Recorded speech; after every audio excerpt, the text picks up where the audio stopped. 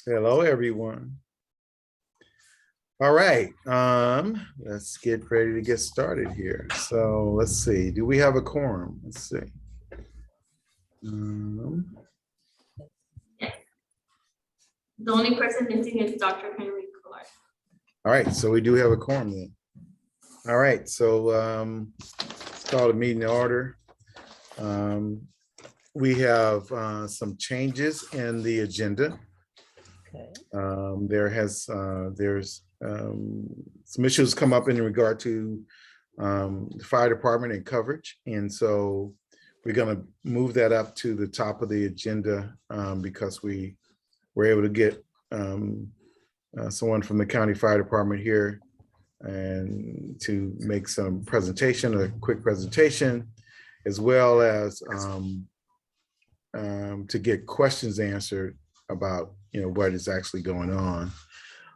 So I would like to have the board actually make a recommendation to move that up to the top of the agenda, and then we will carry on from there from our regular agenda with the normal process. We will start with the call to order, but we will do the minutes, and then after that, and the approval of the agenda will go forward. So can I get a motion to that effect? Yes.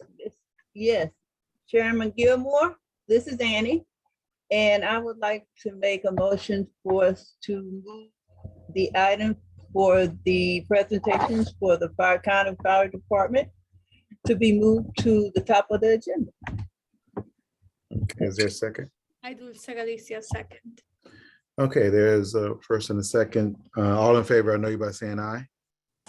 Aye. Aye. All right, we'll move that forward. We do have a quorum. We have an approval of the agenda. Can I get approval of the minutes?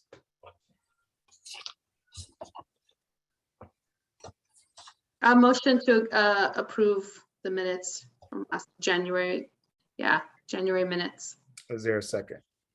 And this is Annie, and I will second it. Okay, all in favor, I know you by saying aye. Aye. Opposed, abstentions, it carries. We'll move right into the presentation by the County Fire Department. Go right ahead.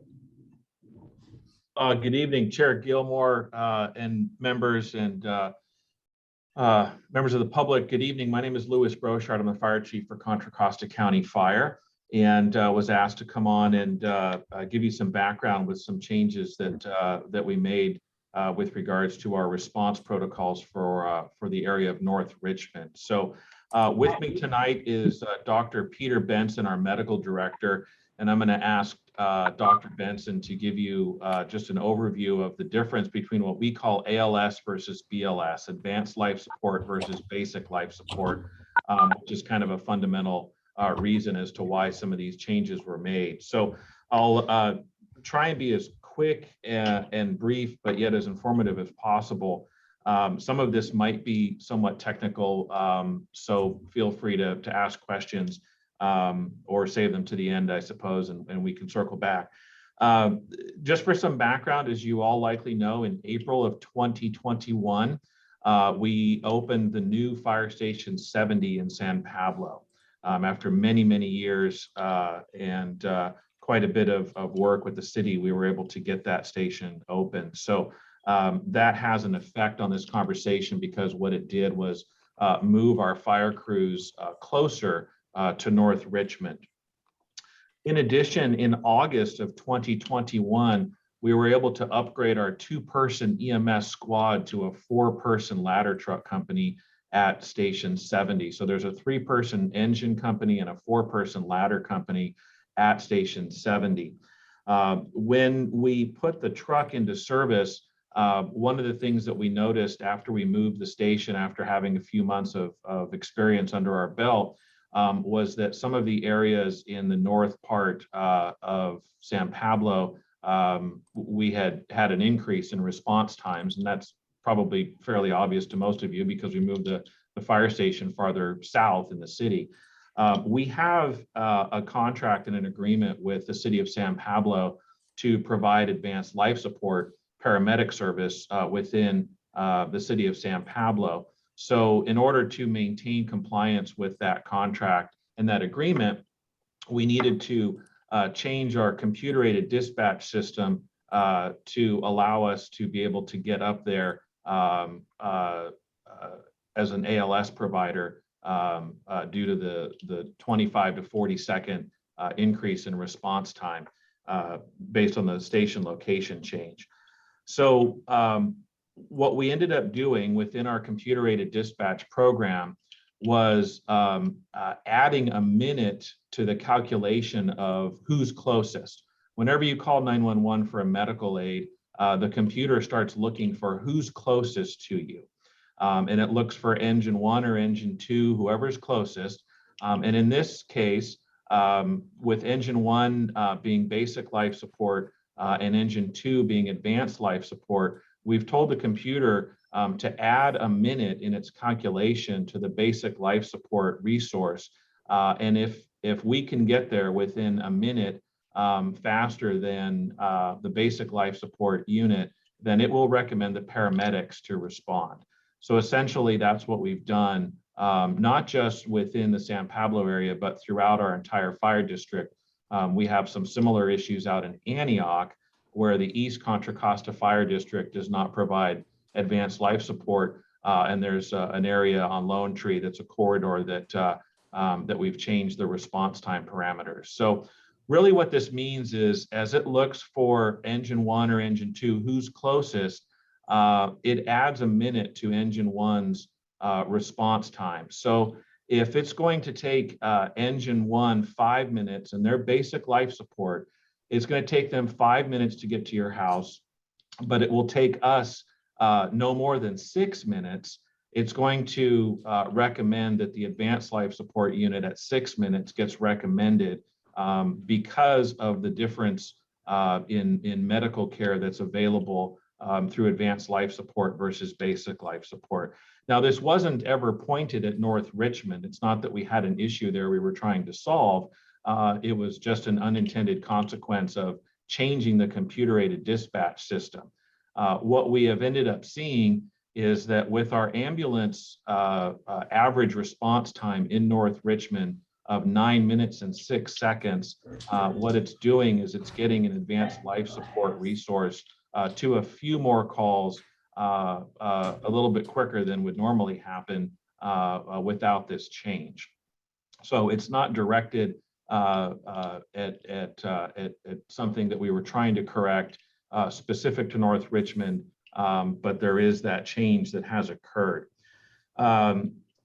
First and foremost, I want to make sure that that everybody understands that in the West County area of our fire district, whether it's up on Highway 80 or whether it's North Richmond, it's a very collaborative and cooperative effort by all the agencies out there. And Richmond is a huge player in providing support to Con Fire and the communities that we serve. We have a long-standing automatic aid agreement with Richmond that works very well. And they are, like I said, a huge part of our ability to provide service, not just to San Pablo or North Richmond, but in so many areas of West County.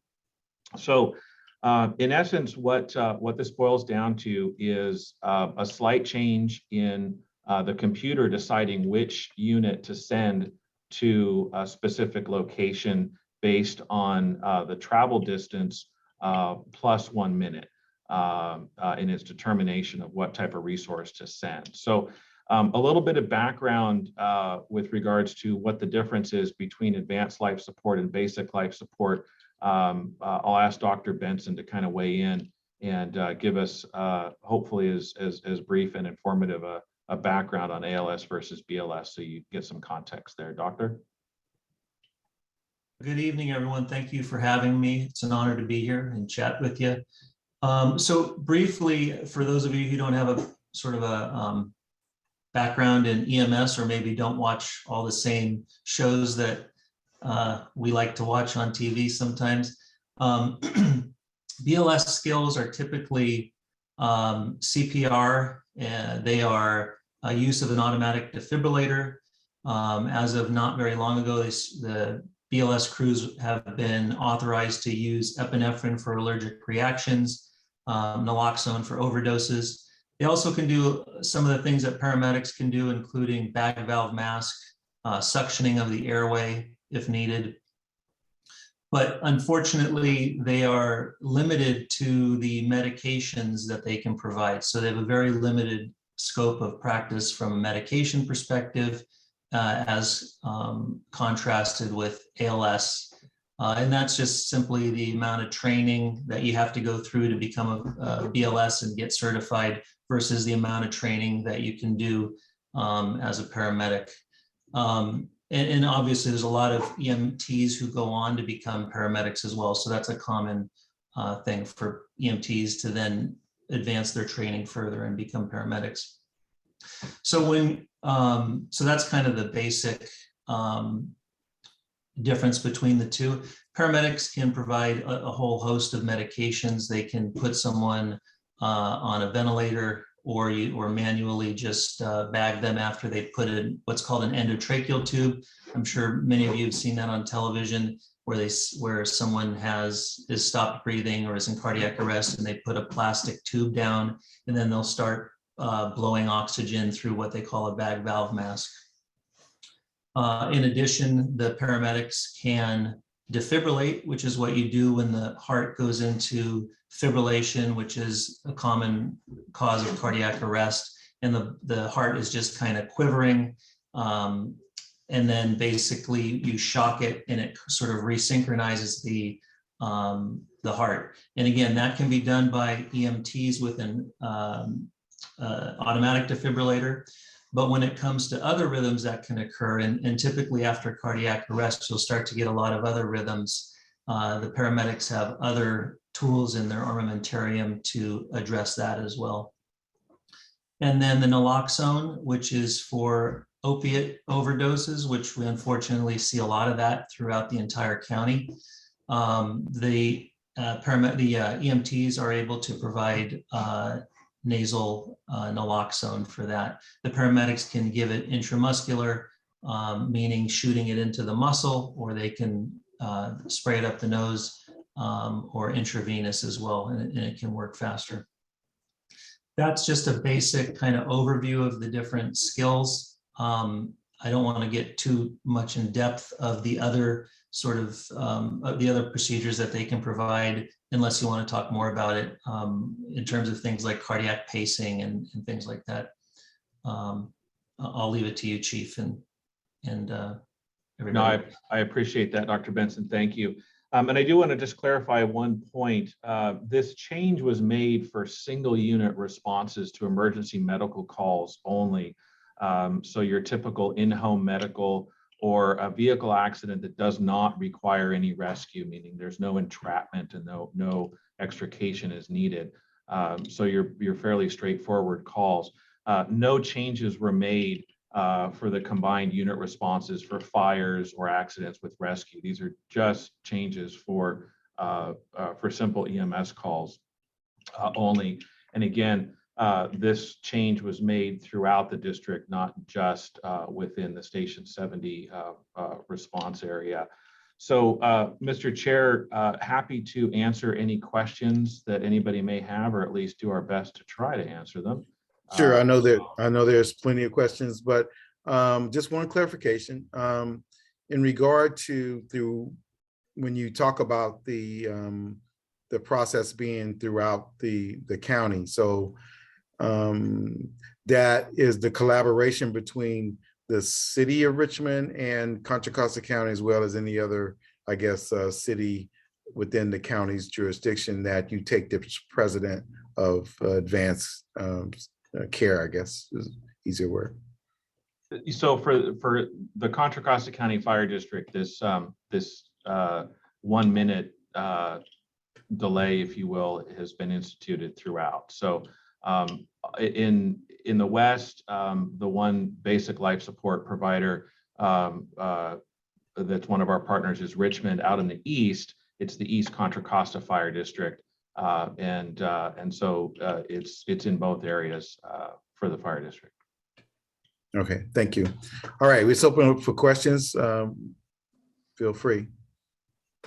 And Tanya, you might see hands and I might, so folks use the raise hand or with no one talking, go ahead and so raise your question.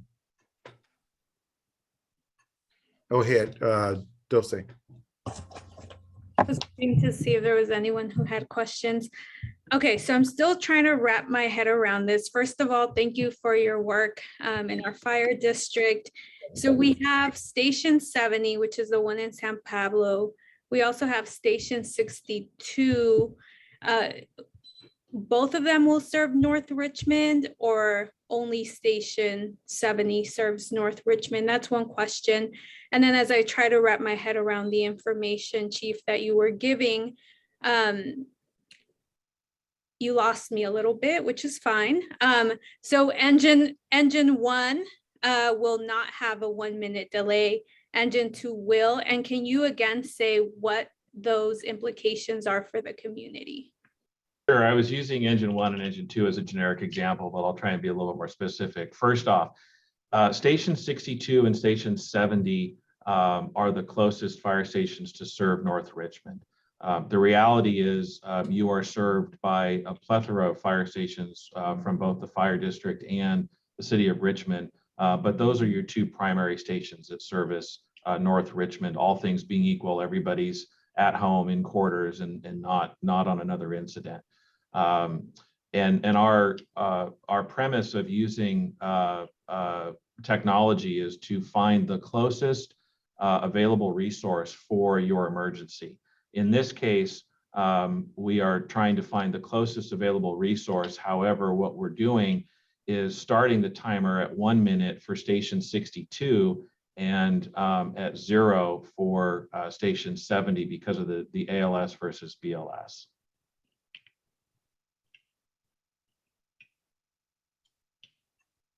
Okay. Don't say that answers your question. Yes, that, yes, okay. thank you so much. Okay, Linda, Yeah. I see your hand. Okay, you giving us the station numbers. So those are stations that's in San Pablo. Now, what happens when there's a train that's holding up the traffic?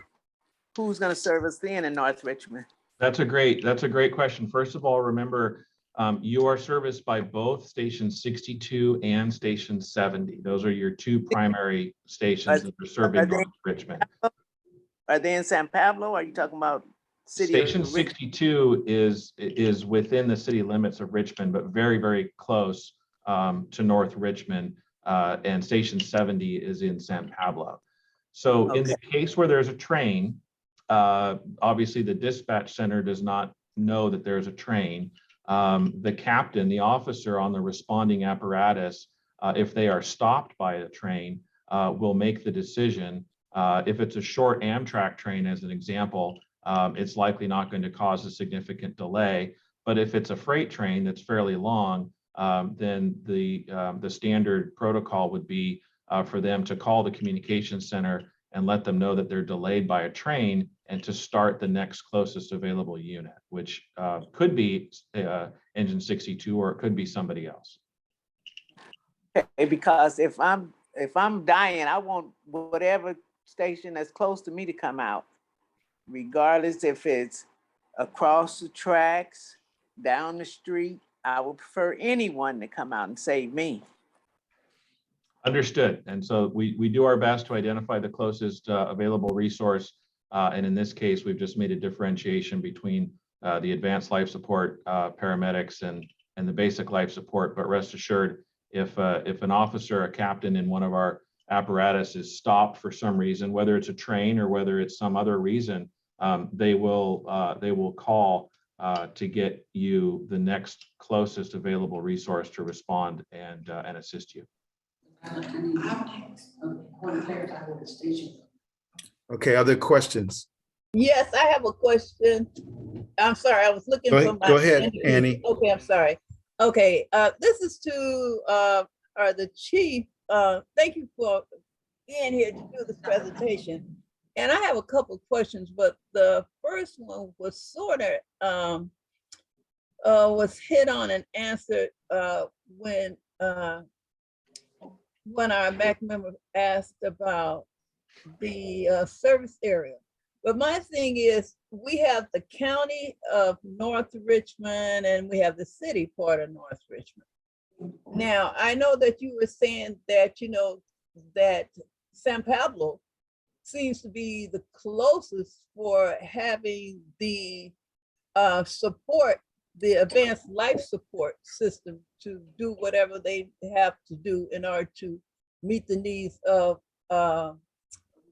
a client that has called for service. But my question is, although we have our station on Hensley, which is right over the tracks at the city part of North Richmond, and if it's a need for assistance, are you saying that we're gonna hold that unit back until the one on San Pablo comes through? I'm not too clear about that's going on, because we have the city of North Richmond, we have the county of North Richmond. And for your span of jurisdiction of actually servicing when a call comes in.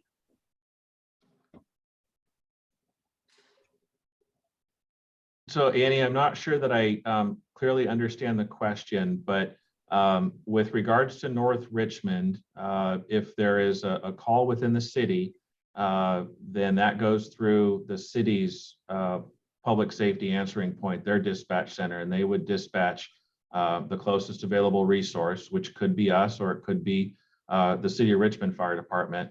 If the 911 call comes from a county resident, it's a county jurisdiction, it's likely to end up coming to our communication center, and we will end up doing the same thing. So both communication centers really look for the closest available resource to respond to you.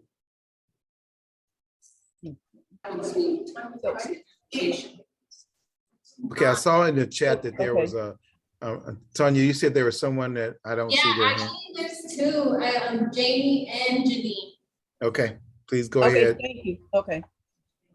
Good evening, everyone. Chief, I have a question regarding, I have family members in the community, and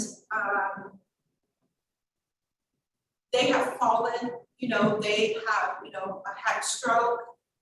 And so my concern for my family members that live here is that they have a fire station 3 minutes away. 3 minutes away.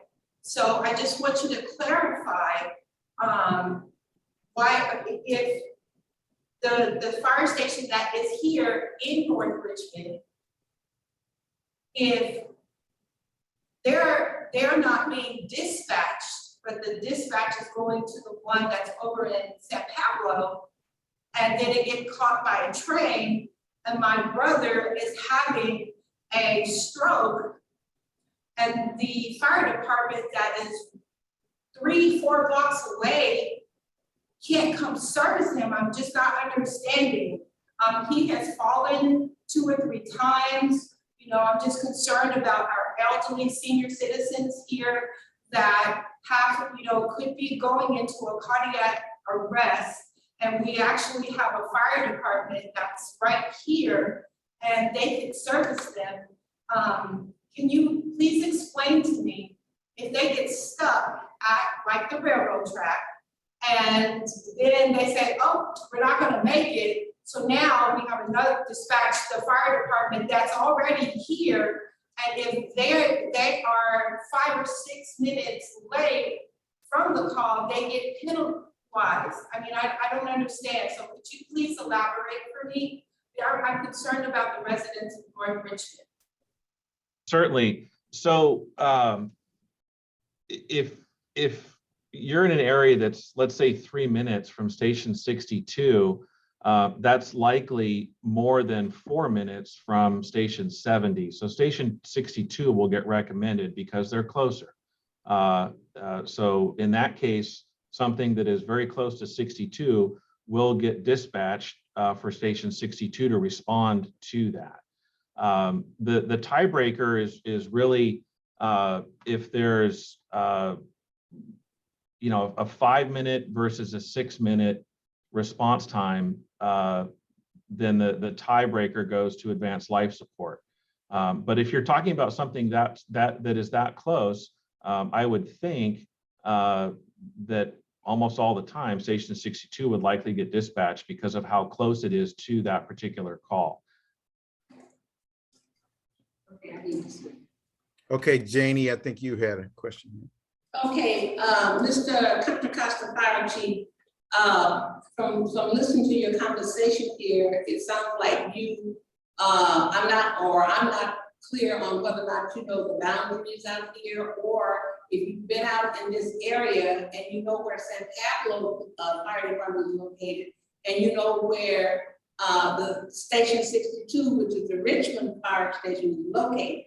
Now, the Richmond Fire Station is located in North Richmond. Right. Not down the street and around the corner. It's right here in the community. Right. San Pablo Police Department is across the track, across town, is on Market Avenue, or San Pablo, or 23rd, or someplace over there. So I don't understand why all these years I've been working in this community and live right around the corner. Why is it that this Richmond Fire Station have been coming out here all these years and servicing this community along with emergency people? Now all of a sudden it's changed now. It's changed because you got a new fire station right over there in San Pablo, and now the dispatch and everything changed. Now, I'm not saying that we can't utilize you guys, and maybe this is your service area, but if it's been working, what they say, if it's not broke, don't, whatever. If it's not broke, don't fix it. That's right. That's what I'm saying. It's been working, and it's been working well. I know because I'm on my office on Fred Jackson Way, and I see Richmond Fire Department flying through here, and the medical people flying through here all the time to get to the residents. But San Pablo is more than 4 minutes away. And I know where it's located over there, and I know when they built it, and I know when they opened it. So there's more to it than this, but I think you guys need to think about this community and who can best serve this community. I think that if Richmond get to a resident and they need to call your medical people, they can call them. But I think you need to just stay with Richmond, and I think things will work out pretty good. Now that's what I have to say. Thank you. Go ahead, Cynthia. Good evening, everybody. How's everybody doing? I just want to say, I want to know the person that spoke before Janie, what is her name? And I would like to suggest when people speak, would they please identify themselves and pronounce their name for my minutes, okay? Thank you. Okay. Janine. That was Janine? Mm-hmm. Okay, good. Okay, so I know that, don't say your hands up again, is that? Yeah, sorry, I'll Sure, make go it ahead, it's fine.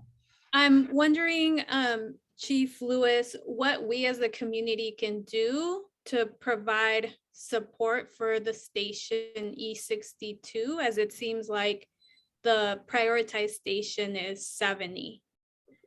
Although it seems like the time difference isn't really going to, I guess what we're saying is we live here, we know, we can see the station as we drive in and out of 62. So what can we, my question to you is, what can we do to ensure that 62 continues to serve us and to be the primary engine or station? Well, to be clear, Engine 62 continues to provide valuable service to you. The only difference that we've done within our computer-aided dispatch is to ensure that advanced life support is made available when it makes sense. And right now, we're working with this 1-minute timer. Everything else remains the same. So Station 62 is there, it's staffed to support you, just like they always have. The only difference is the priority on providing advanced life support to you. And we feel that providing advanced life support is well worth the 1 minute that we're discussing here. I think we believe that too. The question I think that folks are pondering is, why wouldn't the station that's closest to North Richmond not have these services? And if not, I mean, is there no plan to get them to have the services? And I mean, that even though you'd have to come up into the train and see that it's blocking, that's time that's being lost. If you had someone who had those services at the station that's closest, then obviously that could be a factor in saving somebody's life. Certainly, and I can't speak for what plans the city of Richmond may have to get advanced life support, but I would wholeheartedly support that initiative. And he needs to reach out to, he needs to reach out. Well, I think that I have talked to Shields Reed about this situation. So, I mean, hopefully there could be some pressure in that regard to highlight the need for that to take place. Annie, your hand was up. Go ahead, please. Yes, it was up, and I just want to chime in. For this advance, we keep going over and we keep hearing that we need advance. We know we need advance support, you know, in our station on E62.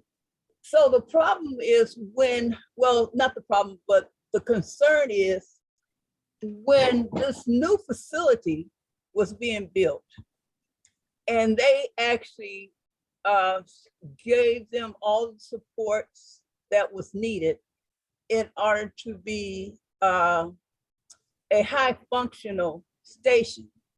But yet and still, with our station that's in North Richmond is E62, the consideration for not looking to have a life support, an advanced life support to be added to the facility. Now we have fire stations all over the county. How do you address and have someone to be moved into facilities that is needed these type of supports?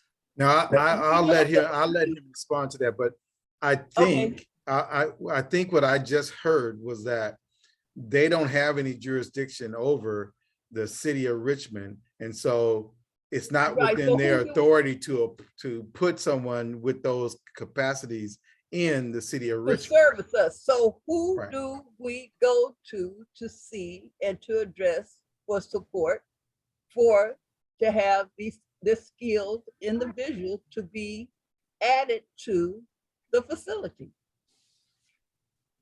Richmond Fire Chief. Huh? It would be Richmond. Richmond Fire Chief. I know it, but I'm asking, that's my The question. fire, Since we need it, you know, so. But that's what it it's sounds equal, like, but that it's not, you know, I'm saying for an equal playing ground, you know, for an equal ground for services, okay?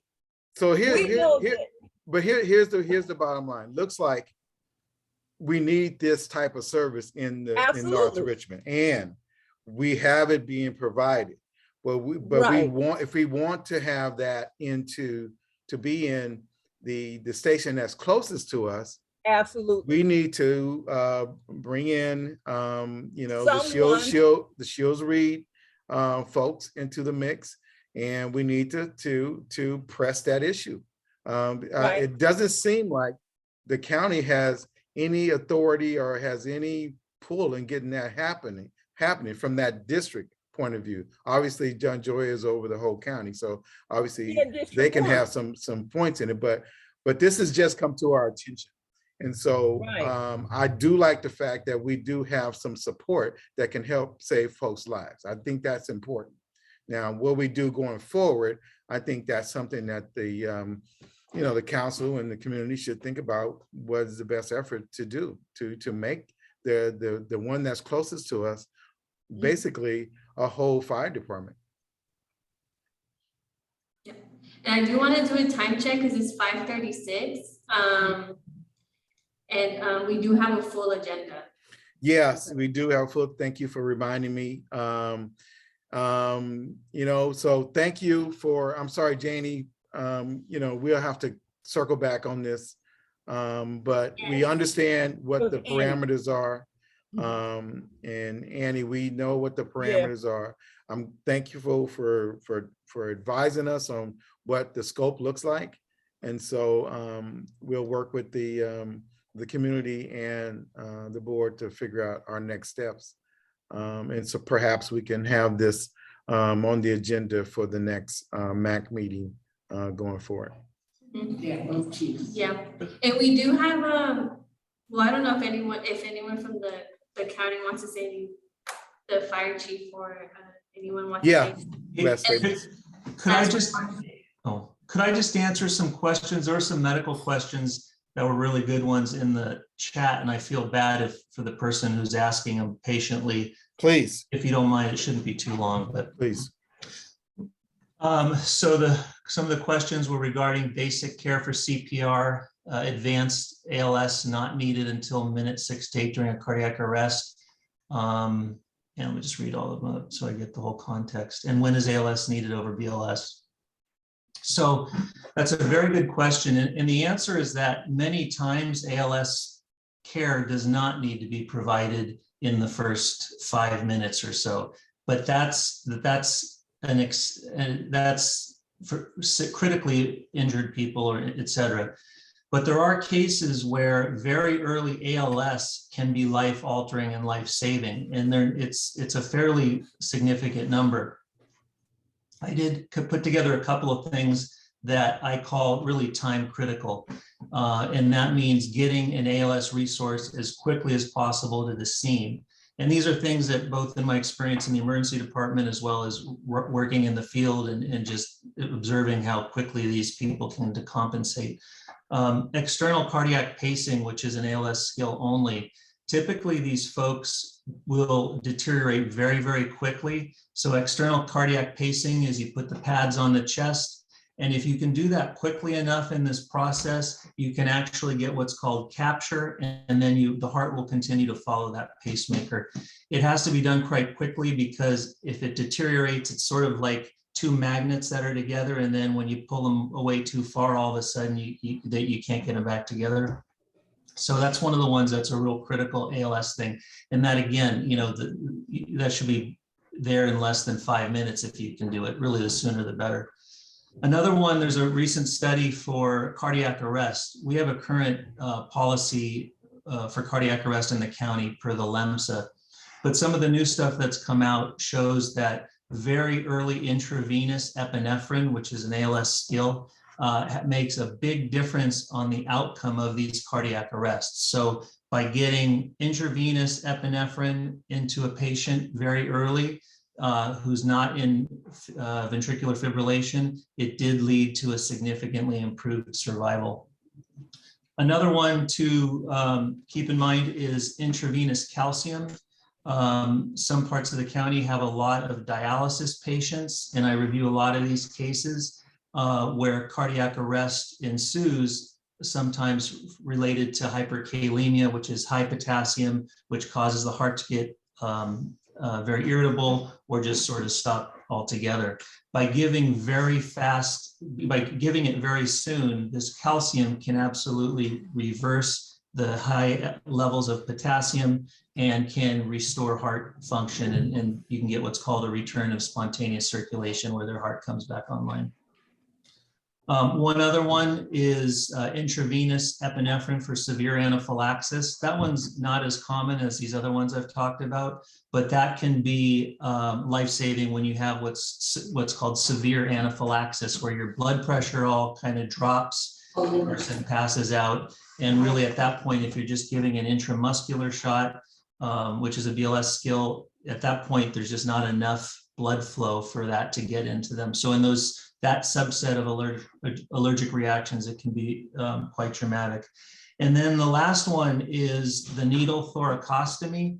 And that's basically a large needle that we put into both sides of the chest. If someone has a collapsing lung, they can get something called a tension pneumothorax. And that's where the air starts to accumulate and collapse the lung. and then the person can no longer breathe, or their blood pressure drops to a point where they go into cardiac arrest. So until you can stick those large needles into the chest to what's called vent the chest, that person, if you have to wait for very long, those people will not do well and potentially die from that. So sorry, I hope that wasn't too much information, but I hope that kind of clarifies some of the really early ALS interventions that can make a big difference in life saving. Thank you for that. And we hope we can get you guys back at another time as well.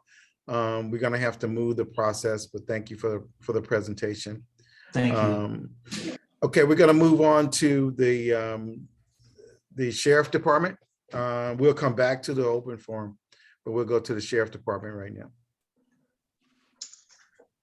Thank you, Chair. My name is Mark Rodriguez. I've been with the Sheriff's Office for 14 years. I've been recently assigned to Bay Station. I'm taking over for Lieutenant Joe Buford. So I've been out here for a couple of weeks now. I'm excited to be here. Look forward to working with you guys in the community. I was assigned out here about 3 years ago as a supervisor on patrol.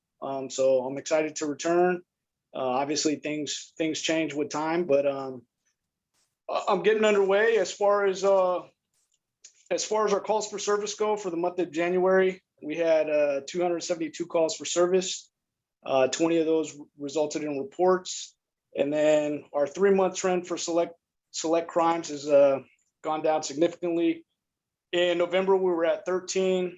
In December, we had 12. In the month of January, we had 4.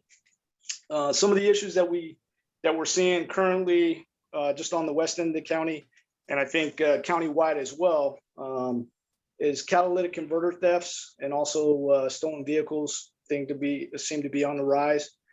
We've recovered 10 of them for the month of, actually for the 3-month trend. We got 10 vehicles recovered just out of North Richmond, which is good. And we're working with our investigations on the catalytic converter thefts. We have some leads there. So hopefully we can get some rest out of that and put a stop to it.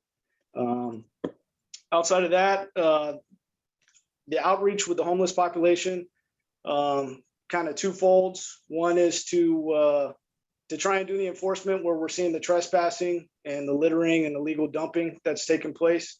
And then we're also working with the county and the Corps to try and get folks housed where they fit the criteria. And then also we have some referrals going to mental health for those that meet the needs there as well.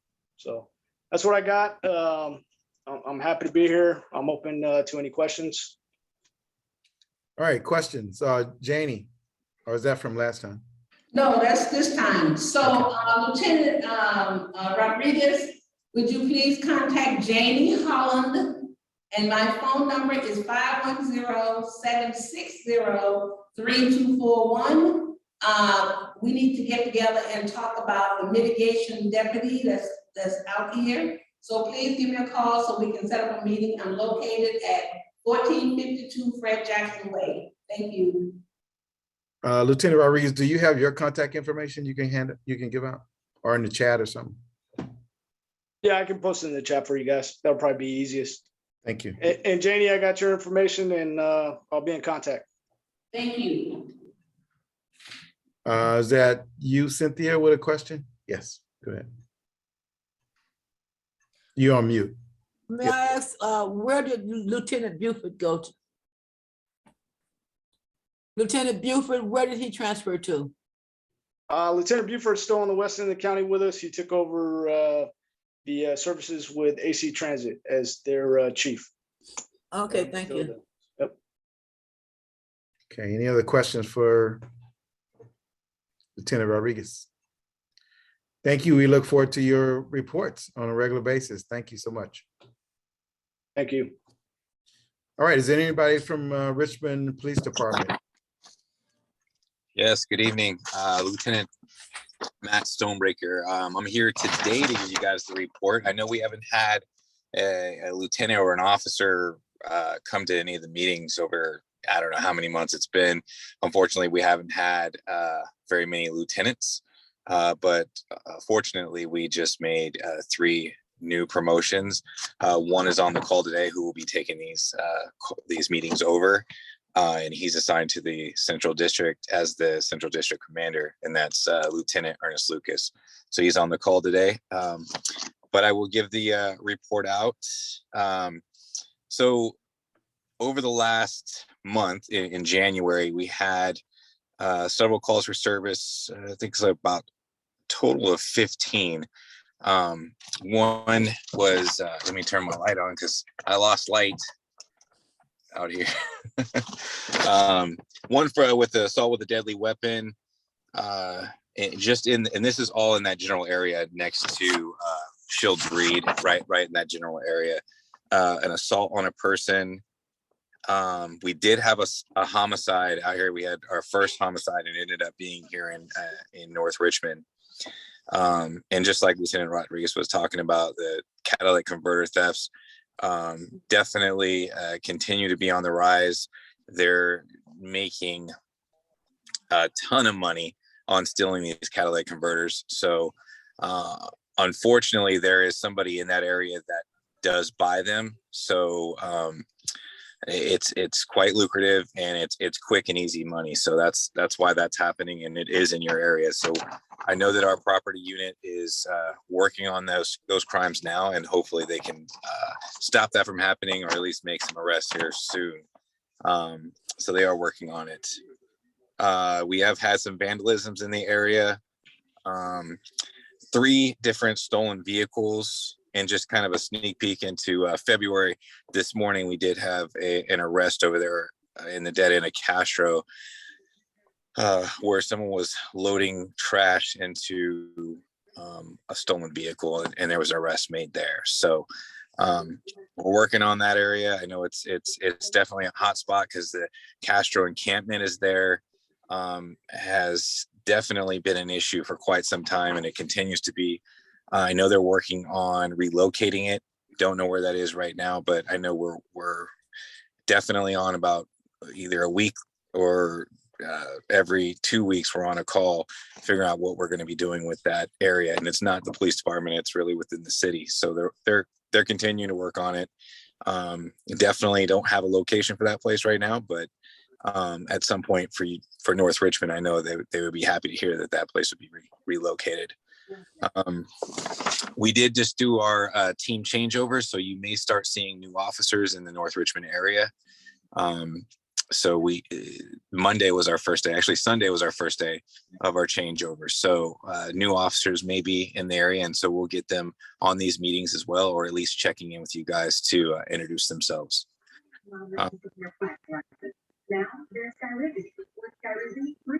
So there, folks, again, let me remind folks, if they're not speaking, to put their on mute. Thank you. Any questions for Officer Stonebreaker?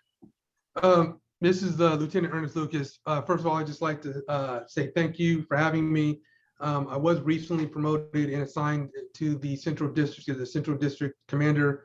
And just to piggyback off what Lieutenant Stonebreaker indicated, we did just do a shift change. So we have officers that have moved around, and there'll be new officers in the Central District area. So as I'm kind of getting acclimated to the different neighborhood councils and things of that nature, I'll be making sure to get officers assigned to this meeting on a regular basis. And if they can't make it, you will see me or someone else, but most likely it'll be me. I already had a request for the Park Plaza Neighborhood Council. So once we figure out kind of good timeframes and who's working during or who's on shift during the meetings, we'll get the appropriate officers assigned to those particular neighborhood councils. In the meantime, I am going to send out my contact information in the chat for everybody to have. So I will be your point of contact from this day forward with any issues, comments, questions, or concerns that you might have. Probably the easiest way to reach me would be via email, because I kind of get it everywhere that I'm at. So I'll be able to respond immediately or within a fair amount of time. So again, I'm really excited to be a part of this group, to be working with you all, and I'm looking forward to it. So if anyone has any questions, hopefully we can answer them. Questions? Any questions? With that said, I'm going back to the Southern District. See you guys. Okay, I don't see any. Did I miss any, Tanya? Is there any questions that I missed? Okay, I want to be sure. So thank you for your report, and also for Ernest Lucas coming to work with us and being part of the community to help work through changes and implementing some practices that'll be good for the community. So thank you very much. And for your report, we look forward to talking to you next month. All right, Tanya, is anybody here from the Highway Patrol?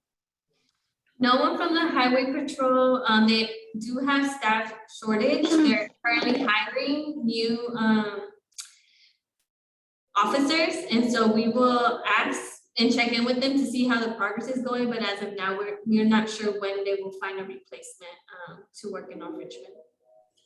Okay, if we could just get some kind of update on a regular basis from the Highway Patrol, and some small update that they can know that we're still having them on our report out. And so just the progress on that would be good to know.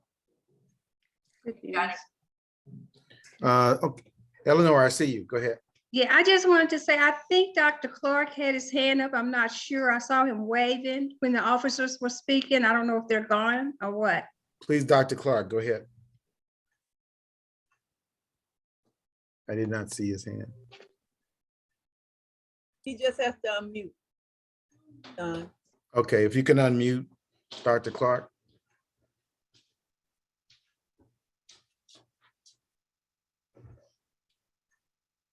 Okay. I'm trying to see where he is. He's over here.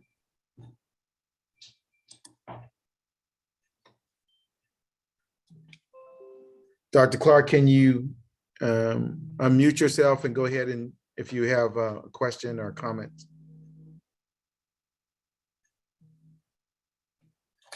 Okay, we're going to move on, Dr. Clark. If you have something, you can chime in later. We're going to go to open forum. We did not have that, and so right now it's open forum for anyone who has a comment or something to say. You have somebody. Is that you, Dr. Clark?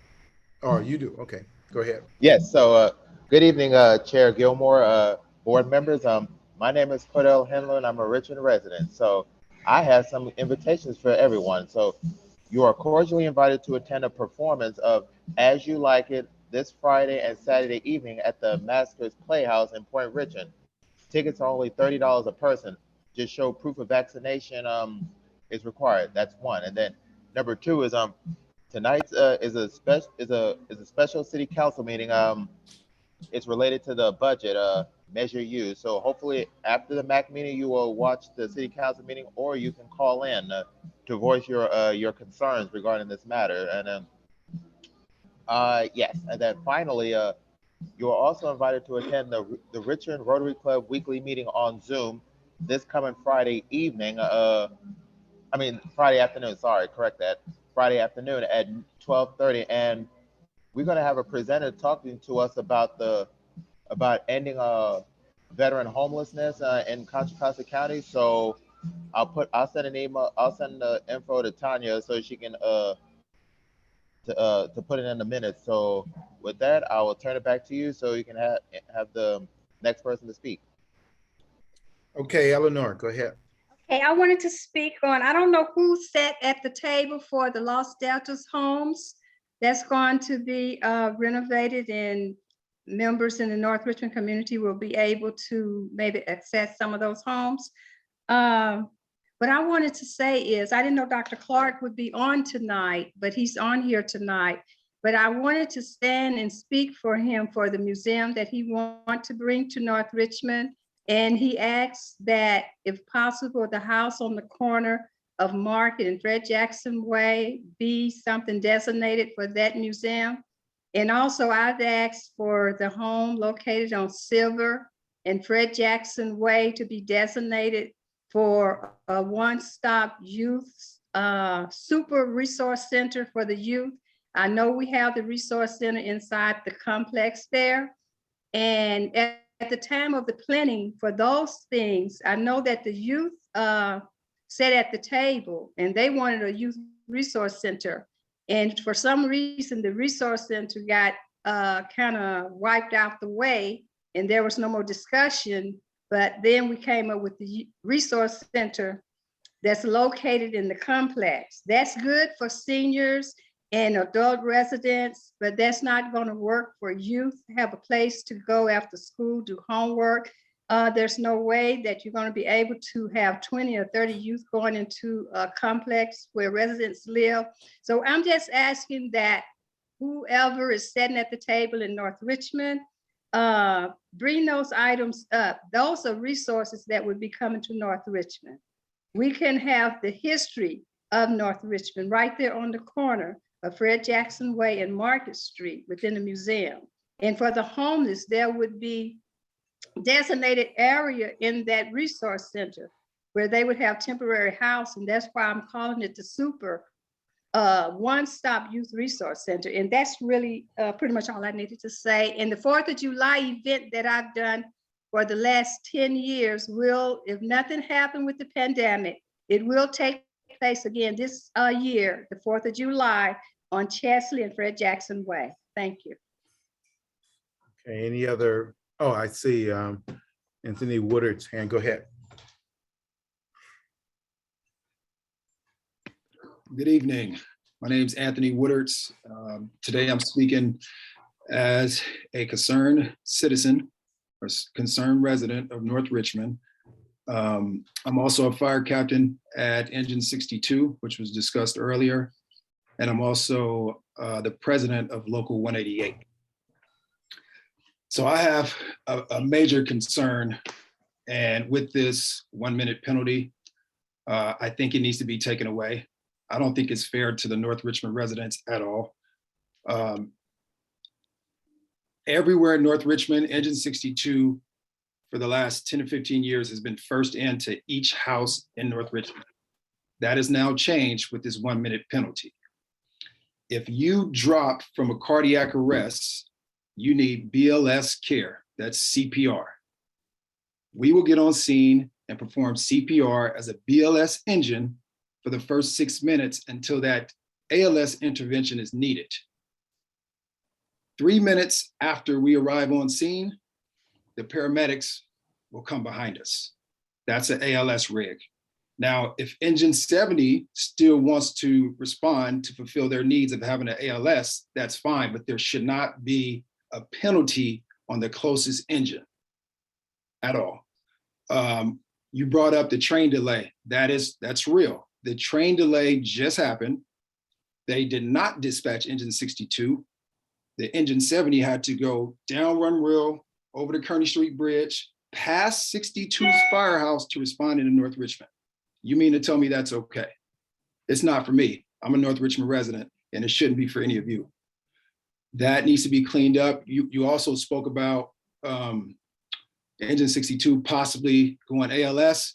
That's been talked about for a while, that it involves a lot of money, a lot of coordinating. They tossed it around in the city of Richmond a while ago. It didn't happen. It got voted down. So that's probably not going to happen in the near future. But what can happen in the near future is getting rid of that 1-minute penalty, which I don't think is fair for any citizen in North Richmond. Thank you for your time. Thank you. Any other public comment? Any other public comment?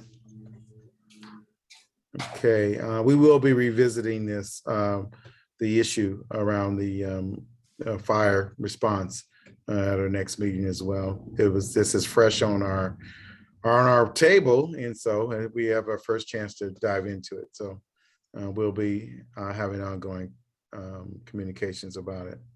And if without that, we're going to move to our next item on the agenda. If that's okay with my members, we'll go into the presentation from Dulce, 5 minutes. Okay, thank you, Chair Gilmore. Just setting up screen sharing here. Give me a second while I pull that up. Okay. All right, I was called in to present on the North Richmond light display that we held in the community last year in December. This is the Richmond Land Team. So we are the group who hosted the North Richmond light display. You may have seen a tall Christmas tree on 6th and Market. We wanted to do this and continue the tradition of the annual light display in North Richmond. This year's theme is rooted, or last year, sorry, 2021 was rooted in home, in order to show and anchor that we believe that the Los Delta sites should be held by the community and that we can envision what the sites can look like. Just wanted to show what the site looked like on 6th and Market. Again, the rooted in home political messaging came about through community meetings that we had, and there was a collective poem that residents wrote together.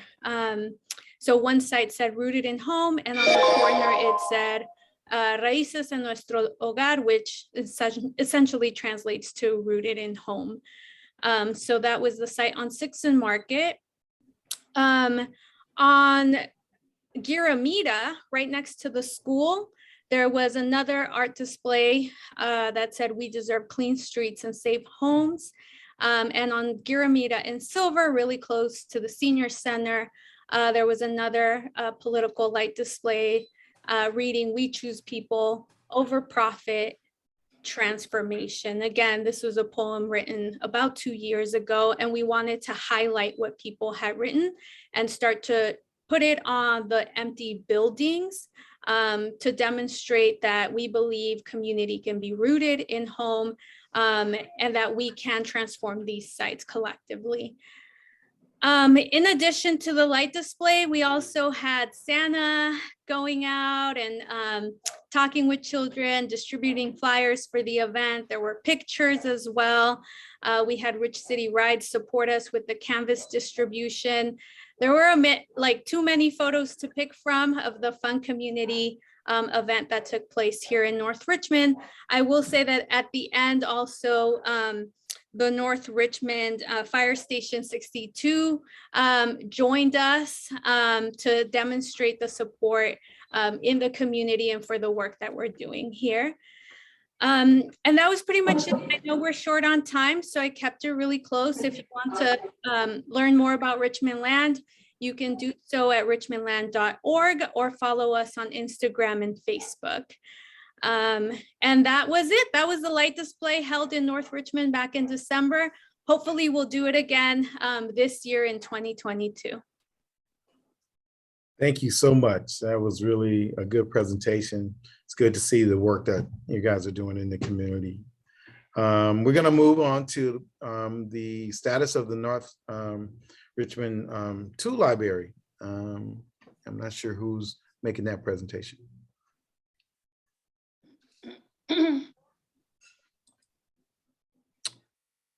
Okay, there you go.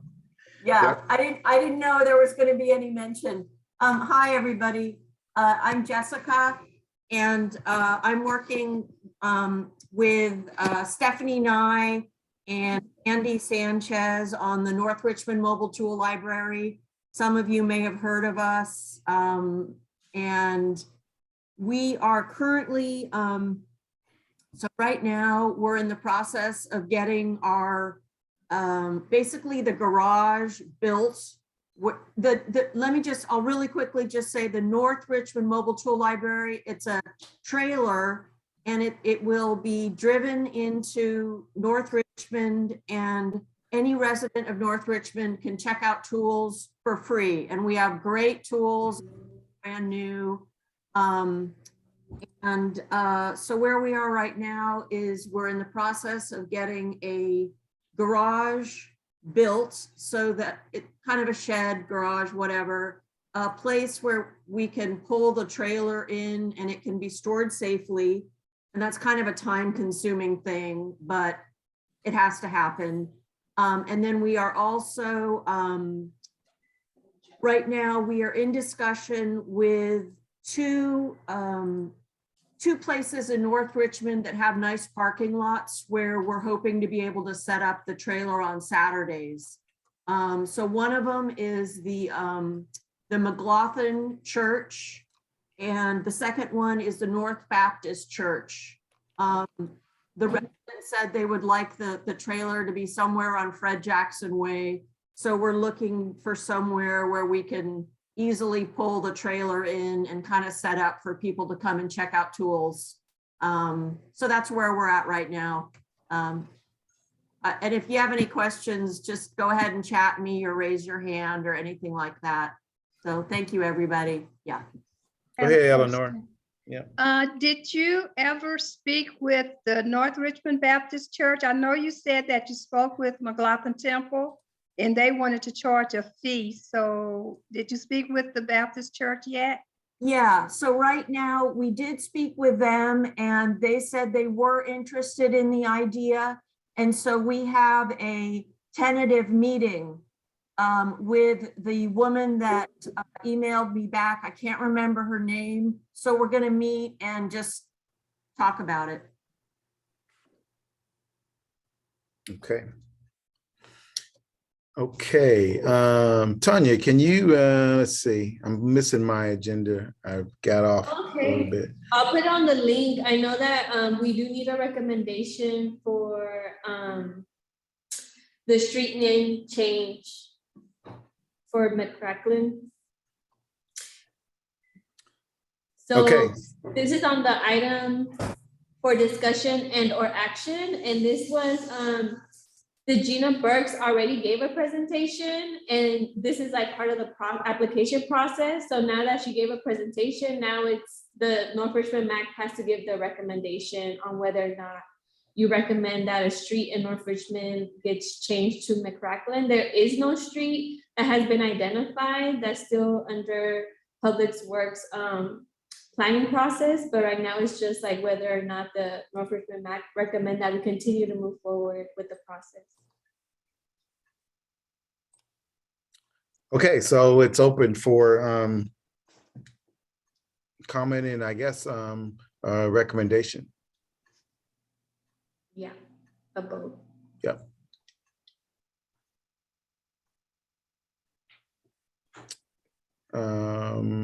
Let's see. So Tanya, you wanna set it up again? Just basically say what we actually need and what the street is, and so everybody get familiarized with it again. Yeah, so we just need a vote on whether or not the North Richmond MAC recommends to change the street name to McCracklin, and the street has not been identified, but it's just to continue with the process. To change a street, which street, Tanya, are you speaking of? The street has not been identified. Oh, okay.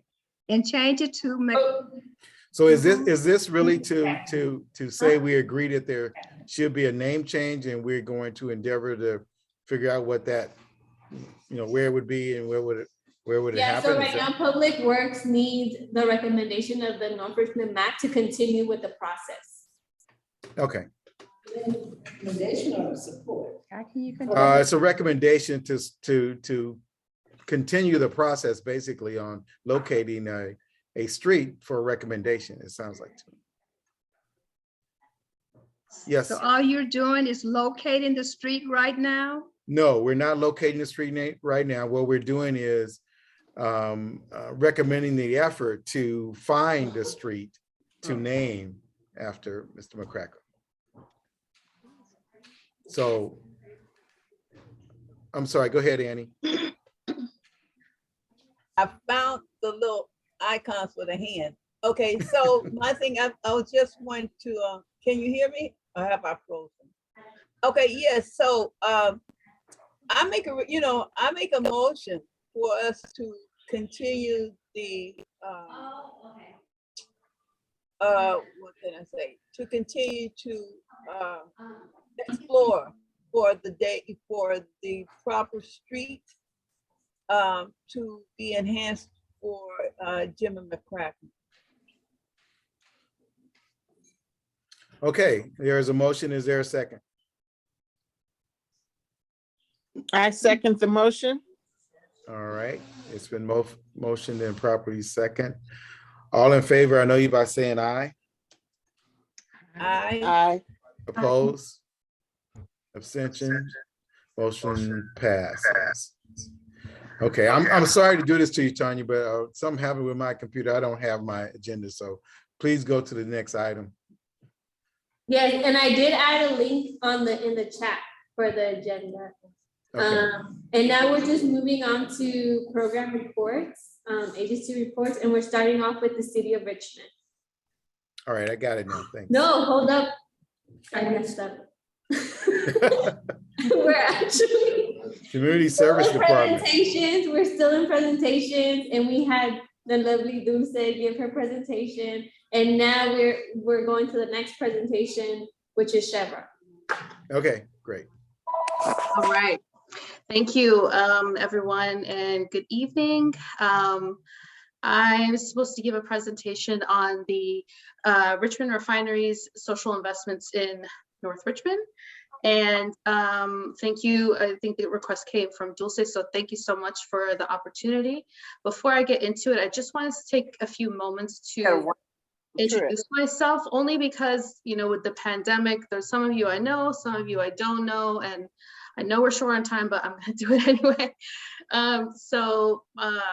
Let's see, my family is originally from Iran. I came to the Bay Area in '99 and I went to San Francisco State. I studied international relations, but was really involved in the community, specifically around youth. I ran an after school program in the Mission, a very different neighborhood than 20 years ago compared to now. And then when I graduated, I did want to pursue my degree. So I ended up working in Afghanistan based on my language skills. Long story there, but I really focused on projects that included rural refurbishment and female entrepreneurship. And then after 5 years, I moved to Dubai, where I worked for the WWF, and that's the World Wildlife Fund, you know, with the panda logo, not the wrestlers. It's one of the largest conservation orgs in the world, and my role was the strategic partnership manager there. So working with corporations to have them support renewable energy projects, raising the bar for renewable energy policy at the government level, and getting support and funding for environmental education. So very much on the other side of the table than where I am now. But after another 5 years, I wanted to be closer to my family. So I moved back to the Bay and ended up taking this job in Richmond about 3.5 years ago. So it was a major shift for me, but one I was interested in doing. And one of my first days of work, I actually came to a MAC meeting. So it's kind of a special place for me. And let me see, I can share my screen. Can you guys see my screen? Okay. Not yet. No, we can't see your screen. Oh, there we go. Yep, there we go. Okay. So yeah, so I won't go too much into this. I think, you know, we all know the refinery was established in 1902, and it creates products that fuel progress here in Richmond and around the world. So that includes gasoline, jet fuels, diesel, lubricating oils, you know, all the things that give us that human energy to get things going and happening. So last year, we also announced a series of initiatives designed to advance a lower carbon future in Richmond. And this comes from the new hydrogen unit that was established through the modernization project of the refinery. So it's using blue and green hydrogen and developing renewable fuels. A lot of things we're excited about. So we do believe that the future of energy is low carbon. We support the global net zero ambitions of the Paris Agreement. And, you know, every one of our products is produced by CARE with our dedicated team of operators and scientists and other professionals. They make up a 3,000 person workforce. So it makes us the largest employer in Richmond. So Chevron is committed to safe and reliable operations and enabling human progress in the community. So when it comes in, you know, kind of like from a more monetary perspective, these are just like some very top line stats that it shows how we've contributed over $1 billion to the local economy through purchasing supplies and services from local businesses and paying taxes since 2015. And then we've also donated over over 44 million to nonprofits since 2012. So when it comes to our approach and social investments, our strategy really centers around creating partnerships with community organizations to maximize the impact of the services they provide. And a lot of our initiatives, you'll see where we work to empower people by removing barriers to success. So in Richmond, our 3 pillars are economic development, STEM education in public schools, and civic initiatives, which is a broad term I'm using to cover event sponsorship, youth and public safety programs, and employee volunteering. So overall, our commitments are to help reduce poverty, drive the economy and social opportunity, and prepare the workforce of the future. So when it comes to North Richmond, so again, the request tonight was for the social investments in North Richmond. That's the focus. We have our historical partners, one really being CHDC. So we are big supporters of the Multicultural Senior Center. And, you know, we've been working with the Senior Center a long time, the space that we should all be sitting in right now and having our meeting in. It's been multifaceted, our support. It's gone everything from just general funding to holiday food basket distribution to, you know, we've even done, our volunteers have played a big part in helping refurbish the senior center with painting, as you can see in the picture, as well as landscaping, things like that. So it's a long-standing partnership we're very proud of. And then the other 4 kind of long-standing partners you see here are Healing Circles of Hope, Shields Reed Residents Neighborhood Council, North Richmond Missionary Baptist, and McLaughlin Temple. So when it comes to new partnerships, this presentation has actually given me the first opportunity to talk about the refinery's collaboration with an organization called Calculus Roundtable in North Richmond. Like I mentioned, STEM education is a big focus for us. Chevron's strategy has really focused on high school age students as they are the closest to joining the workforce. So we've provided the funding for establishing the fabrication and welding labs at Kennedy High School, and we fund the robotics and e-bike program at Richmond High. But when I came to Richmond a few years ago and just kind of having the opportunity to review the math proficiency exam for younger students, it was extremely low, like crisis low. I don't think, I mean, a lot of us know about this. So we wanted to pilot projects that go a bit younger, and we partnered with the team at Calculus Roundtable. They take a really innovative approach to math and science. They make it culturally relevant to their mostly Black and Brown students. And we designed a project together and chose to pilot it for the benefit of North Richmond and Iron Triangle students. So the outcome is twofold. The first being the Think Like a Game Designer course. So this gives students skills for careers in the video gaming industry. It's all aligned with the K-12 computer standards with a direct connection to elementary and middle school math standards. So they use coding principles to help students deepen their understanding of key basic math and algebra functions. And the program is designed to directly help improve proficiency benefits. It's been really successful, and we do hope to expand it. The second initiative we brought to North Richmond is Camp Achieve, held at the Shields Reed Community Center. And this is a math and science summer camp where students learn about coding, DNA extraction projects, and math and science challenges. They are connected with Black scientists at NASA. And I actually had a video that they made for us for today, but the sound isn't that good. So I will put the link in the chat afterwards. But it's a really exciting program that we've started, and we're really looking forward to continuing this partnership with Calculus Roundtable in the future. And then for new and developing partnerships, one that I can talk about is Project Superbloom. So this is something that that Lieutenant Shorebreaker, I think was his name, mentioned about the task force that meets every other week. This was something we designed in partnership with the task force, or with the city at least. And this is funding a social worker position that focuses on houselessness in Richmond with a specific bandwidth for a caseload for North Richmond to ensure that relevant services are being connected to more vulnerable members of the community, as well as to address major concerns around the encampment, for example. And this is an approach that we take often where When we enable a certain resource for that's managed by the city of Richmond, we always make sure to include the unincorporated areas and the community of North Richmond as well.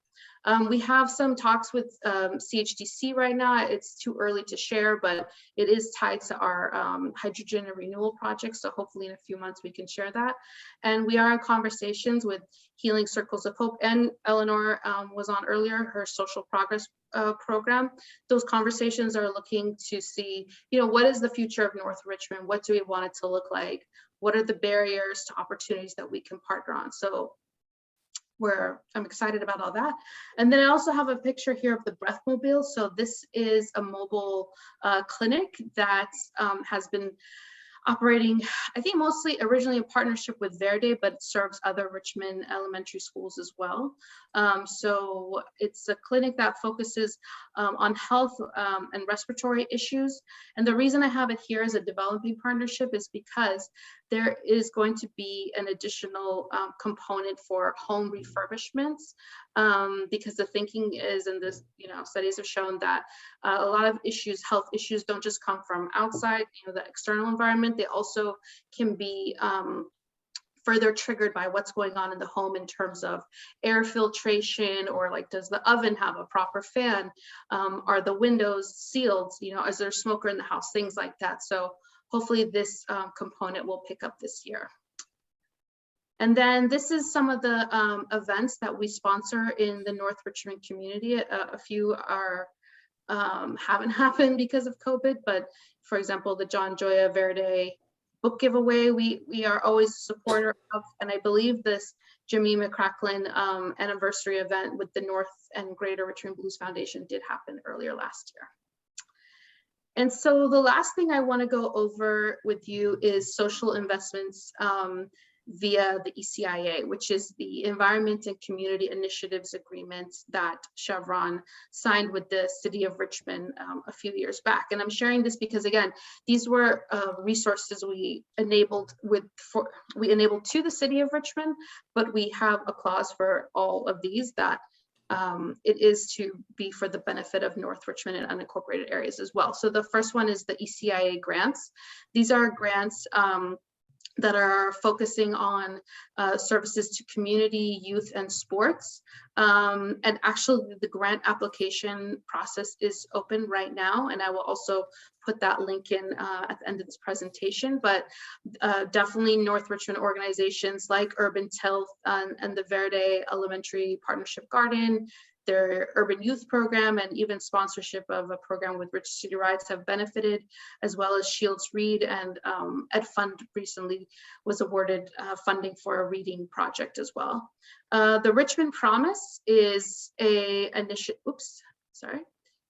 the Richmond Promise is also an initiative that came out of the ECIA agreement. So this is basically, you may have heard about it, but it provides every Richmond and North Richmond high school student who graduates a scholarship of $1,500 a year for 4 years when they graduate to pursue higher education or vocational training. I couldn't find the numbers of exactly how many North Richmond students have accessed this, but they are definitely included. They're just not monitored in that way. And then ECIA also provides support in terms of skills, job readiness, and transition programs. And then the last part I wanted to talk about is the greenhouse gas reduction program. So we've allocated $30 million to this part of the initiative. This was based on the commitment and mitigation measures in the environmental impact report prepared for the modernization project. So this has gone towards things like the city's climate action plan, the rooftop solar and energy retrofit, which provides free solar systems to homeowners in Richmond and North Richmond. So this will result in 130 solar systems installed for qualifying homeowners. And there's a lot of other benefits that come with that, including saving it could save up to nearly 7,000 tons of greenhouse gas emission reductions per year. And then finally, Chevron provided 60 acres of land adjacent to the refinery for the Solar One energy farm. It's the Bay Area's largest publicly owned solar farm, and it was conceived to integrate renewable energy and solar facilities. So it generates enough power now to annually provide electricity to, I think, about 3,500 homes, and a lot of other benefits, including over 300 jobs connected to that as well. So yeah, that's kind of the oversight or overview of the projects. And here I have just some contacts. I have here at the bottom the link for the Ecia Community Grant Program, and I'm happy to take any questions. Okay, any questions? And I don't see any, are there any hands? Can't see everybody. Go ahead and shout out if you have a question. Unmute yourself. Hearing none, we're gonna move on to reports. Thank you so much, Lily. Thank you. City of Richmond Community Service Department. Services, yeah. Anybody here from there? All right, we're gonna move to B, which is Healthy Richmond. Resident Leadership Team report. Anybody from there? Hearing none. We'll move to you, Tanya, Supervisor John Joya's office. Yeah, I do have two announcements. The first one is that I did have a meeting with the city of Richmond about the Viola grant. And I am now taking information of anyone who's interested in being part of the panel. As you may recall, there needs to be a panel. We need to convene a panel in order to move the process forward. So that's our priority right now. We have to recruit business owners, residents, one person from the North Richmond MAC, one person from Shields Reed, no, not Shields Reed, the Iron Triangle Neighborhood Council. So if you are interested in serving in the Viola grant panel, please contact me, and I will start to compile the list and assist with that process. And we're hoping, our goal is to release the funds. We'll start the process this year for people to apply and convene the panel this year. So those are my updates on that. And then we also have a Safe Routes to School meeting this week, Thursday at 1 p.m. at Verde Elementary School. So if anyone is interested in participating in that meeting, please let me know. It's gonna be at Verde School at 1 p.m. And we're gonna be discussing improvements along Guaramita, which is the Safe Routes to School route for kids going from Verde to Shields Reed. A quick update on that is that there are going to be elevated crosswalks that are going to be installed on 5th and 6th between 5th and 6th between Guaramita. So that's like a great progress that's happening right now. And then we're working on kind of art projects along Guaramita. So that's kind of the goal, is to make it safer and to bring some art and make it more vibrant. So yeah, those are my updates, and I'll take any questions if people have them. Any questions for Tanya? Janie, your hand is up, but I don't know if you have Yes, sir. It's up. Go So ahead. I like to encourage people to please contact Tanya if you're interested in being on the Veolia committee. We really need this panel up and going, because that's the only way the money can be dispersed. And we've been trying to get people for a while to be on that committee. I'm not sure how many panel members they need, 5. So, and we need somebody from the MAC, somebody from the community, somebody from wherever she said. So please step up to the plate so we can get that money moving. Thank you. And the city of Richmond did confirm that they have not spent the money, that the money is in a separate account. as of now, we have a lot of money that we need to, which is a good problem to have, you know, like we have a good amount of funding to distribute in the community of North Richmond and the Iron Triangle. Is that money still accumulating, I guess? Yeah. It It's is. still accumulating. Thank- It is Great, accumulating? It is. Oh, great. oh, that's bad. Please, step up to the plate.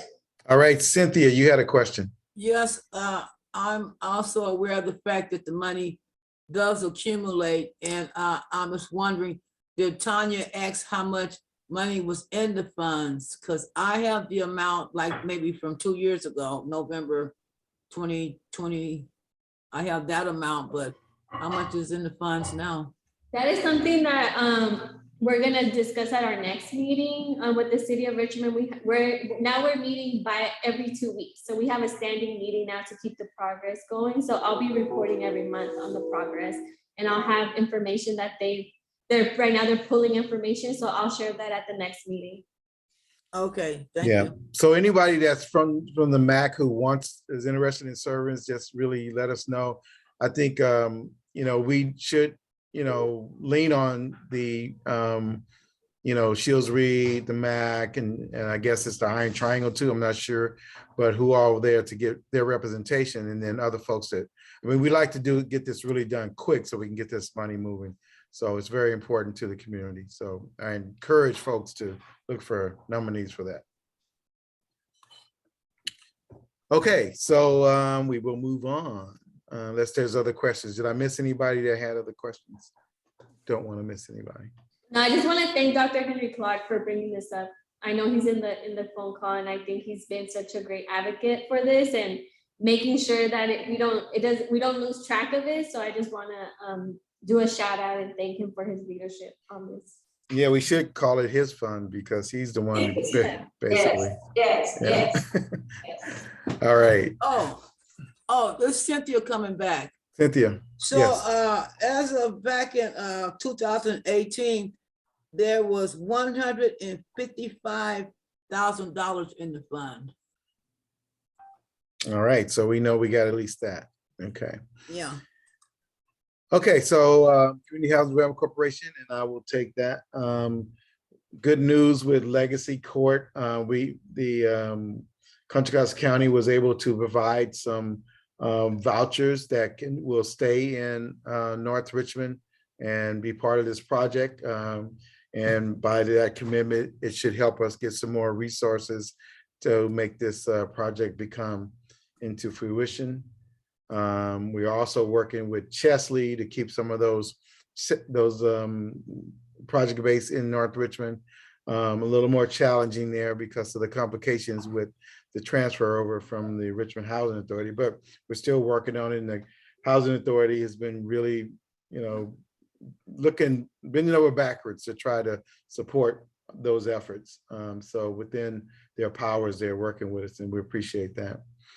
The Resource Center, we're probably about a month away from completing the construction. And we're looking forward to provide services there. We will reignite the task force from the MAC to put together a comprehensive economic development plan that will have the opportunity for youth, as well as a task force committee that will have employers in the area that we look to basically make true on their promises that they've come to us with the pledges for working with folks in the community to find jobs. So we're really excited about that opportunity taking place. Lastly, you know, folks interested in buying a home, we're really striving to find a layering of down payment assistance. So if you have any, if you know anyone, if you are inclined to think about what does it take to be able to be a home buyer, sometimes it's not as hard as you think based on the services that we have. So please contact our office if you have any inclination of becoming a home buyer, a homeowner if you're not. We have a lot more resources than we had before to help you make that dream a reality. So that is it for my report. I'll take any questions. Any questions? Yes, Eleanor. Where is the resource center located inside the building? I went looking for it and I didn't know where it was located. It's actually right next to the main structure. It is connected, but it's right on the next door to it. So it has a store. It has a street front. Okay, There is a 'cause I went community. inside the building. So you know where it is. No, I went inside the apartment complex looking Yeah. for it. Well, there's a community room inside there. There will be resources available there to the residents and to the community. But this one is designated for resource development and it's for North Richmond. And that is the area that has a street front that you can enter. You don't have to go into the main structure. You can enter from the street. Okay, and what's going on with the store? I see the vacant area in the front for the store. Is there something going on with that or no? We're still raising funds to do the construction. So, we're maybe a third of the way there and hopefully we'll be able to get additional resources. Thank you. Okay. Any other questions on my report? Dosa, you have a hand up. Yeah, is it possible to send the homeowners information through the newsletter or I feel like the question of where do I get the information for the homeowners program comes up meeting after meeting. Yeah, it'd be great to have just an ongoing notice in the newsletter. We'd love to do that. I think that would be great. Yeah, so I'll make sure to include it for the next month. And Great. also put it in the chat. Because I know the CHCC website also has like intake forms for homeownership and assistance. great idea. Okay, any other questions? Okay, I'm going to move on to mitigation. Victor. Hello, good evening, everybody. So an announcement that I have is I continue to do my patrols twice a week, and I send my work orders of illegal dumping to Richmond Sanitary and City of Richmond abatement team. We have had referrals from residents, and all referrals have been sent to the right partner to get it removed out on the street. I will begin working with organizations to coordinate Earth Day in April. I will come back with more information in March meeting. I will also be working on March's newsletters with content to inform residents about the next cleanup in April. And also, I want to remind everybody to follow us on Instagram and Facebook at North Richmond Green. We are actively posting resources for North Richmond. And another thing that I want to say is a reminder that tomorrow we will have the North Richmond Green meeting from 9:30 to 10:30.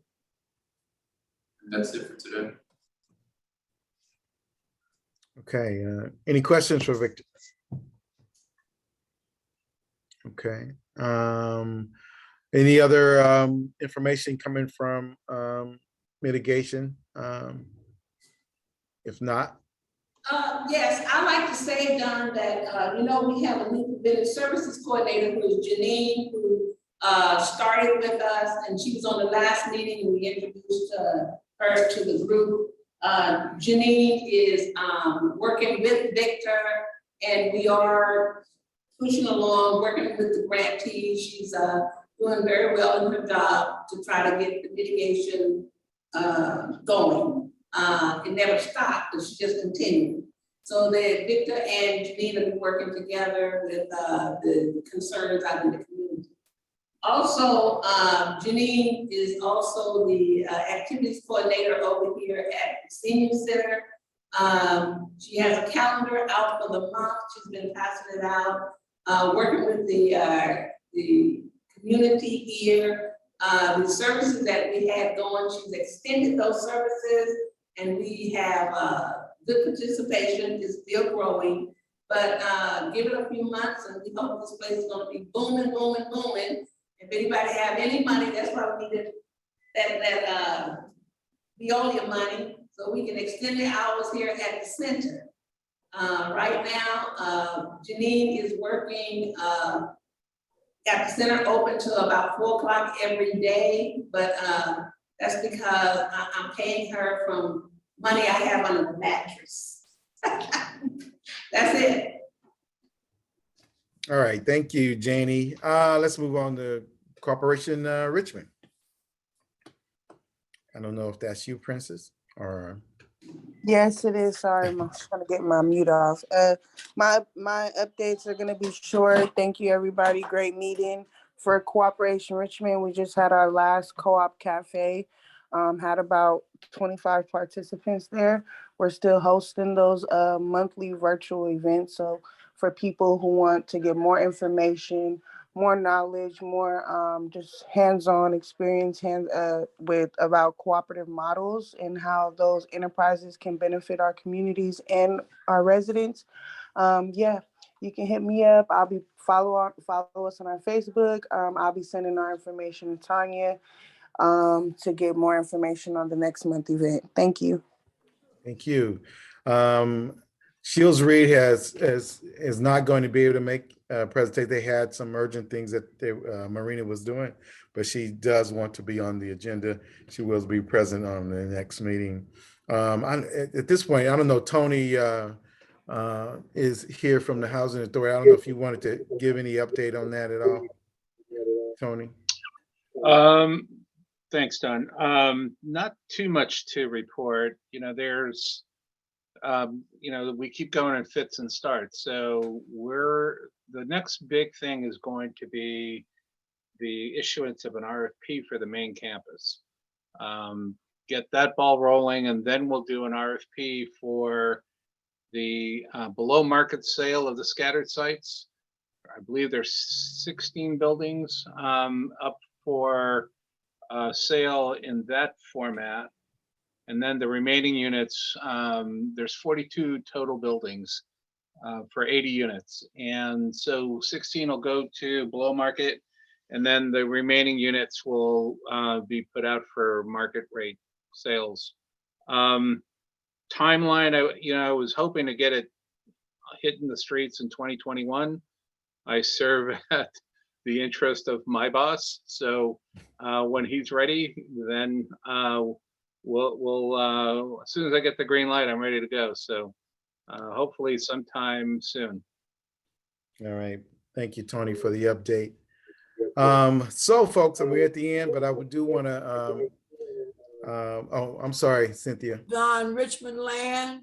Oh, I didn't see them. Did I miss them? I don't see them on the agenda. But go ahead. But if you have anything, I don't, if someone from Richmond Land wants to. Yeah, here from Richmond Land, we are Contra Costa's Community Land Trust. I just wanted to thank Tony and Joseph. I forgot to do that in my presentation. We didn't just take over the sites and start putting lights everywhere. We actually asked permission to do that and to have it over 2 weeks to bring the holiday joy to the community. So we've been really intentional about talking with people, neighbors, housing authority to be able to do that work. In terms of our updates, we will feature Black Futures celebration. More information to come on that. Tanya, I can send it to you so you can share out, but we'll have a couple of social media posts and events related to Black History Month, which we are calling Black Futures because it's a continuation from month to month, not just for that 1 month. And then we will give information about our future general meetings that we will host hopefully in March. And that's it for us. Yeah, so thank you, Dulcie. So I mean, if we're gonna have Richmond Land, they should be on the agenda. So I didn't see them on there. It's no slight. I'm just going by the agenda. So I wasn't trying to slight. I didn't think we were supposed to do updates, but I'm fine with giving updates as needed too. Yeah. Okay, so look, Don, did you want to talk about the breakthrough grant at all? Tanya, you can go ahead and, or you are Tanya, please go ahead.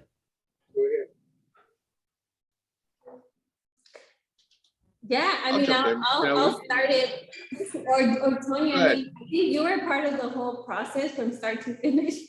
So I Yeah. think you may know more, but I definitely want to celebrate that because that was a huge undertaking and it's a great success and celebration in North Richmond.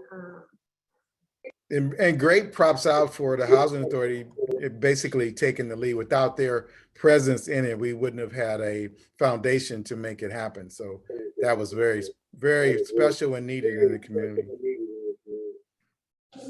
We had no idea what we were doing, but we got dragged in kicking and screaming, and we're glad we did.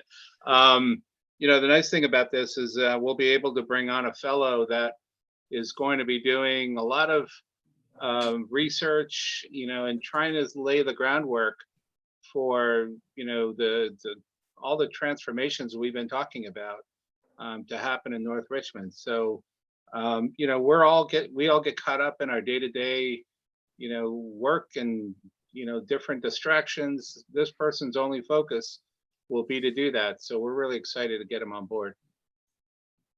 Yeah, it's a great milestone. So everybody looks forward to it. And so that focus will be very important in our efforts to get resources to do what we need to do. So Yes. kudos And to I'll make everybody. sure to highlight it in the next newsletter because I know there was a great article that came out and there's public information about our project in North Richmond that we can share. So I'll make sure to highlight it at the next newsletter. Okay, so as we close this meeting today, I really want to close in honor of the this Black History Month for all the leaders nationally, but all the leaders locally. I mean, we have a lot of folks who have done a lot of great things to further the efforts. The cause has been going on for years. We still got work to do, but to acknowledge where we've come from is really important and take time out to see, you know, the accomplishments, but how far we still have to go. We still got systemic racism that we're dealing with in this world. We still got different, you know, issues that are still problematic in folks being able to improve their lives. So I know we're about that business. And I think to acknowledge what has done so far and acknowledge the work that we have to do and us adjourning in honor of that cause, I think is very important for us to do tonight. Agreed. Thank you, Don. All right, with that said, thank you. We are adjourned. Thank you so much for coming. Thank you, everyone. Good night. Good night, everyone.